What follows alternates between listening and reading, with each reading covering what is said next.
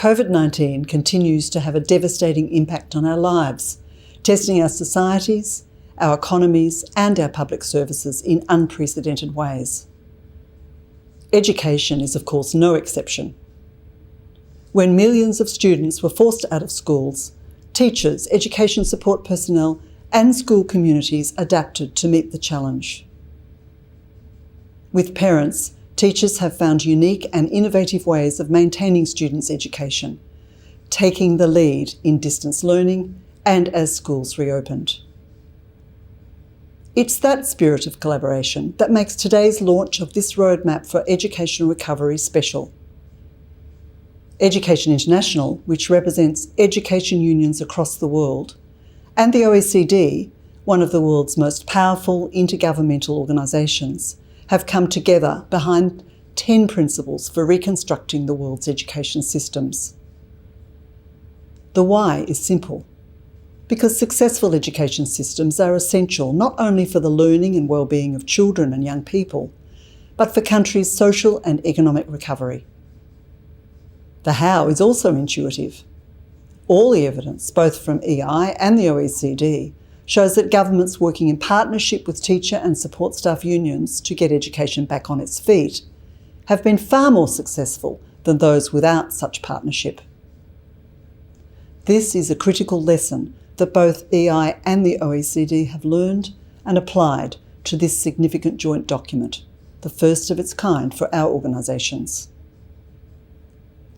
By adapting best practices from individual countries, we can use our joint learnings to help restore and improve education for all children and young people. Above all, these 10 principles are practical.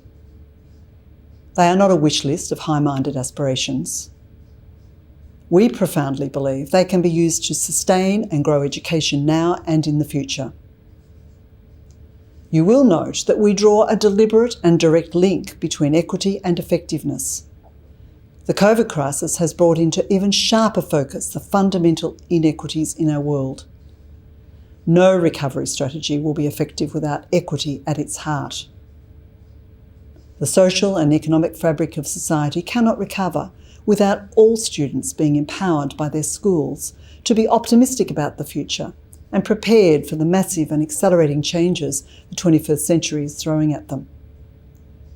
More than ever, schools and the relationship of educators to students and communities have revealed themselves as central to the life of every parent. The importance of teacher-led instruction has never been more recognised.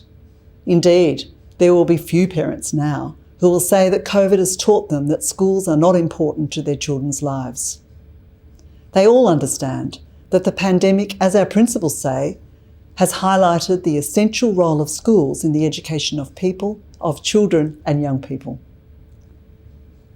That means all teachers supported and empowered themselves with the tools, time and trust due their profession to collaborate on changes to school curricula, including subjects such as developing sustainable societies and tackling climate change.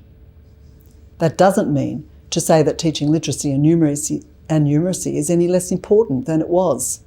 In fact, it is now even more important, because without young people being literate and numerate enough to confidently respond to society's challenges, we face a gloomy future. But one key COVID lesson is this: top-down prescriptions about how and what teachers should teach and how student achievement should be evaluated simply won't work when society faces the kind of crises we are experiencing. From the development of new educational technologies to meeting the social and emotional needs of young people, schools and the teachers within them must attain the mission and trust to decide what works and what doesn't. It is teachers, working with their communities and other public services, and having the flexibility to innovate and make changes, who will provide the bedrock of successful educational recovery. It is no accident that our principles emphasise the importance of collaboration. And as our principles say, the best conditions for achieving these goals occur when all partners involved in education recovery work in collaboration. That means the right conditions must be created for teachers and education support personnel to confidently work, grow and develop. It means a fundamental discussion about what teachers need, with teachers at the centre of that discussion. As we say, teacher wellbeing and student wellbeing are integral.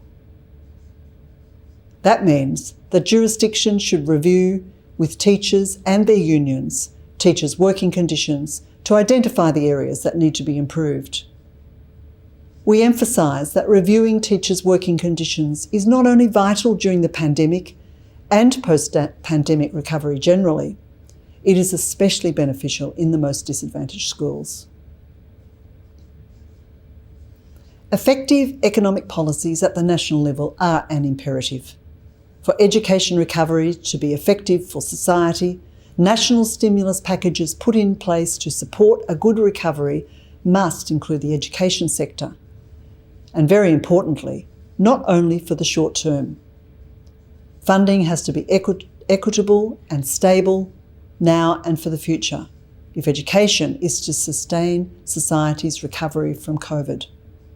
Short-term stimulus packages may be a salve, but they are not a solution. With the ability of schools to renew and reinvent themselves hanging in the balance, sustained funding has got to be a national priority, a long-term investment in the future. We all understand that properly funded education systems are essential to the social and emotional well-being of societies. But understanding this is easy. Implementation requires action by us all. I commend our principles for effective and equitable educational recovery to governments, to educational communities, to teachers and their unions, to the world of work and to civil society. And as our final principle says, learning from national and international evidence is vital if education is to be invigorated and grow back stronger. And our principles do just that. They are fully informed by what works. Finally, I want to emphasise that these proposals are just one contribution to this essential element of sustainable development. How do we best build, adapt and improve education for the future? Let's have many more contributions. We are all in this together.